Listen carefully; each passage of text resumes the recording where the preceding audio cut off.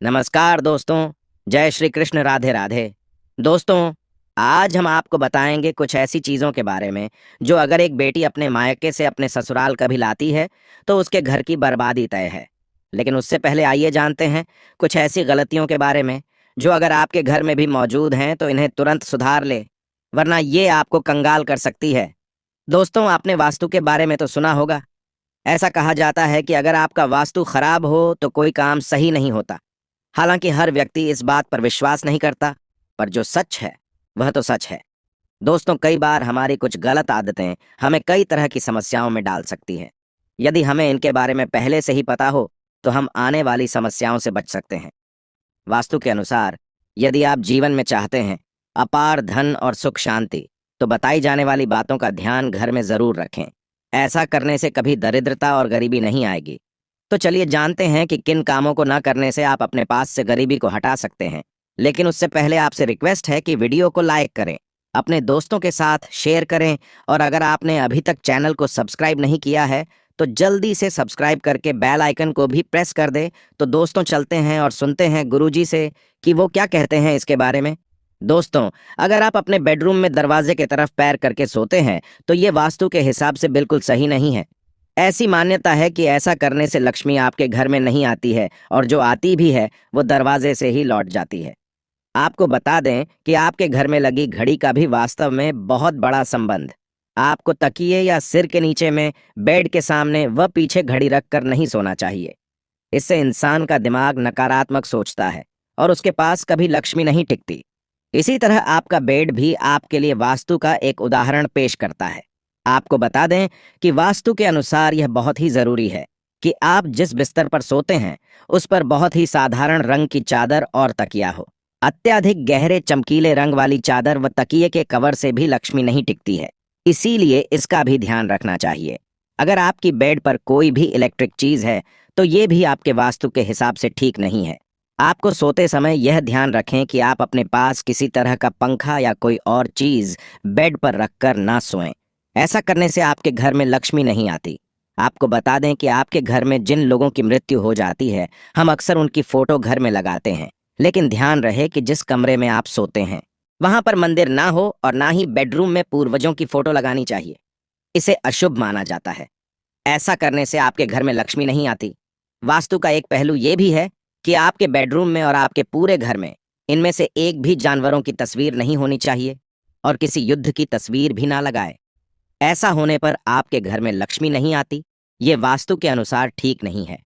दोस्तों, शास्त्रों में कुछ ऐसी चीजों का वर्णन है जो पत्नी को अपने मायके से कभी नहीं लानी चाहिए, वरना ये पति की बर्बादी का कारण बन सकती है। हो सकता है पति कंगाल हो जाए। बेटियों के लिए हर माँ बाप का सपना होता है कि उन्हें एक अच्छा ससुराल और प्यार करने वाला पति मिले। ससुराल में उनकी बेटी का मान सम्मान किया जाए और ससुराल में कई खुशियां ही खुशियां हो। लेकिन कई बार माँ बाप कुछ ऐसी गलतियां कर बैठते हैं जिसकी वजह से बेटी को और पति को जीवन भर दुख सहना पड़ सकता है। बेटी को दी गई कुछ चीजों के कारण उसके जीवन में खुशियों के बजाय दुख आने लगते हैं। क्या आप जानते हैं कि बेटी को कौन सी चीजें गलती से भी नहीं देनी चाहिए? बेटी को कभी भी मिर्च ना दें।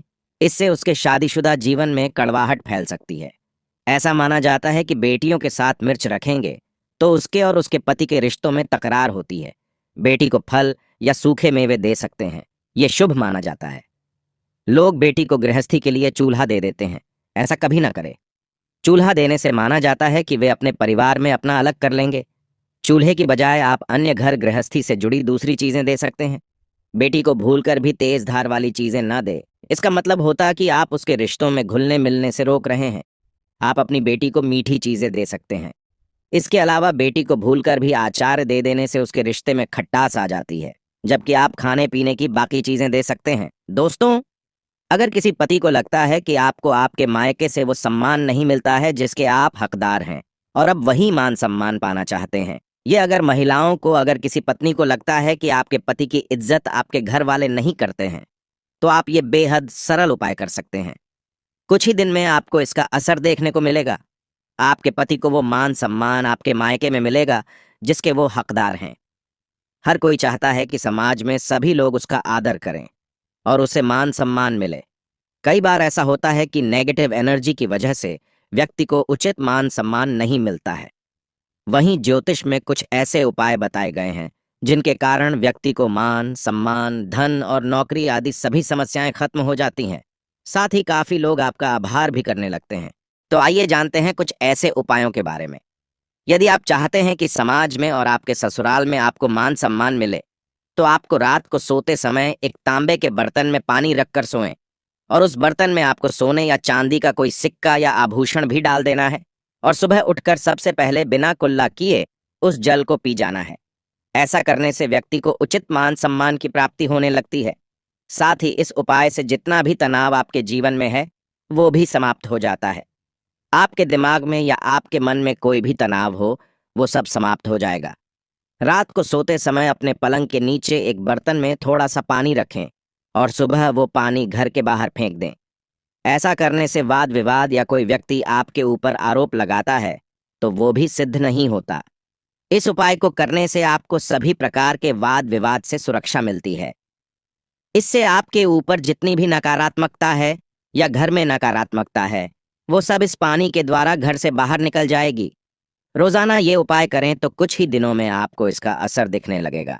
दोस्तों, समाज में मान सम्मान की प्राप्ति के लिए, संबंधित समस्याओं के लिए अथवा अगर आपको नौकरी नहीं मिल रही या आपको कारोबार नहीं चल रहा है तो आप कबूतर और चिड़िया को चावल बाजरा का मिश्रण डालना चाहिए। वही आपको बाजरा आपको शुक्रवार के दिन खरीदना है और शनिवार से यह प्रक्रिया शुरू करनी है।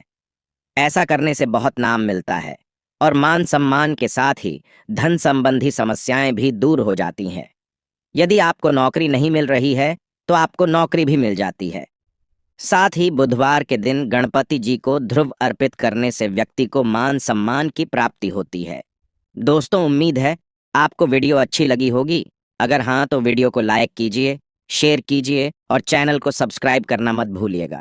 और हाँ, इस वीडियो से कोई भी सवाल है तो आप कमेंट बॉक्स में ज़रूर लिखें और आपके पास कोई भी सवाल नहीं तो कमेंट में जय माता लक्ष्मी अवश्य लिखें, जिससे आपके घर परिवार पर माता लक्ष्मी की कृपा बनी रहे।